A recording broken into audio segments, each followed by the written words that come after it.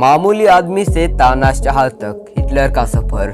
जब भी पूर्व जर्मन तानाशाह एडोल्फ हिटलर का जिक्र होता है तो एक सवाल जो सबके मन में उठता है और वो ये है कि आखिर हिटलर जैसे व्यक्तित्व के मालिक यूरोप के एक प्रबुद्ध देश के शासक और लाखों लोगों के चहेते कैसे बन गए। इस सवाल का जवाब ढूंढने के लिए न केवल उस समय के हालात, खासकर पहले विश्व युद्ध में जर्मनी की हार और 1930 के दशक की आर्थिक मंदी को समझना जरूरी है, बल्कि हिटलर के नेतृत्व के स्वरूप को भी समझना होगा। हिटलर के नेतृत्व के उस पहलू पर गौर करना शायद मौजूदा समय में भी बहुत प्रासंगिक है। हिटलर उस तरह के आम नेता नहीं थे जो कर कम करने या बेहतर स्वास्थ्य सुविधा मुहैया कराने का वादा करते थे।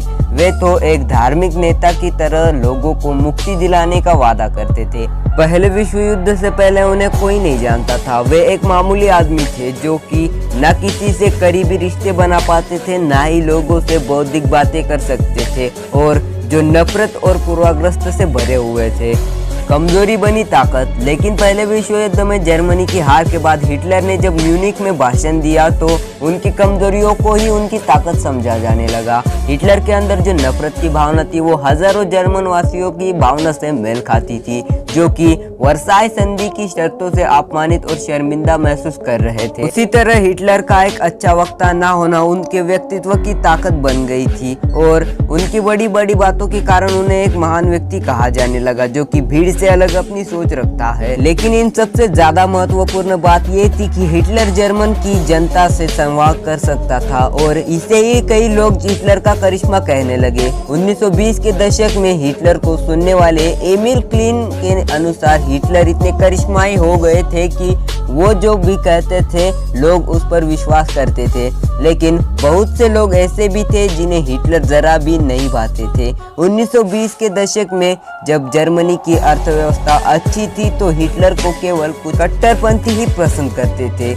यहाँ तक कि 1928 के चुनाव में हिटलर की नाजी पार्टी को केवल 2.6% वोट मिले थे। लेकिन अगले 5 से भी कम वर्षों में हिटलर जर्मनी के चांसलर और सबसे जानी मानी राजनीतिक पार्टी के नेता बन गए थे। आर्थिक संकट और इस बीच में जो सबसे बड़ा बदलाव हुआ था, जो बदलाव जर्मनी की अर्थव्यवस्था पे हुआ था। 1929 के आर्थिक मंदी के कारण जर्मनी के बैंक तबाह हो गए थे और बड़े पैमाने पर बेरोजगारी बढ़ गई थी। नाजी पार्टी के एक समर्थक जूटा रयूडीजर कहती है, लोग भूखे थे, बहुत बुरे दिन चल रहे थे।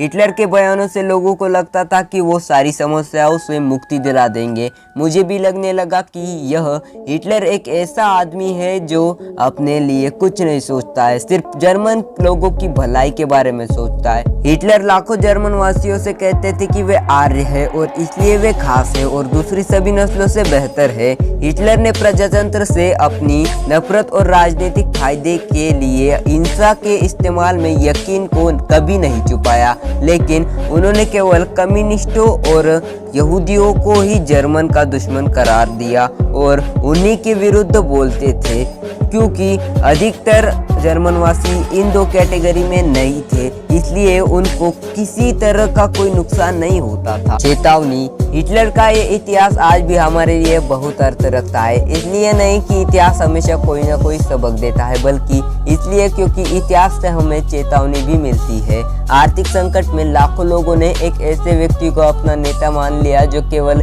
इसलिए करिश्माई बन गया क्योंकि वो लोगों के डर, उनकी आशा और अपनी परेशानियों के लिए दूसरों को जिम्मेदार ठहराने की आदत का लाभ उठाना जानता था। लेकिन लाखों लोगों को इसके गंभीर परिणाम भुगतने पड़े। ये एक दुखद विडंबना है कि जर्मनी की मौजूदा चांसलर एंगेला मार्केल का एथेंस में नाराज ग्रीसवासियों ने स्वास्तिक बैनरों के साथ ये कहते हुए विरोध किया कि जर्मनी उनके देश में हस्तक्षेप कर रहा है। आर्थिक तंगी से जूझ रहे ग्रीस में गोल्डन डॉन नाम के एक राजनीतिक दल का अचानक उत्थान चिंता का विषय बन गया, क्योंकि ये दल अल्पसंख्यकों पर जुल्म करने और अपने असहिष्णुता के लिए ही जाना जाता है।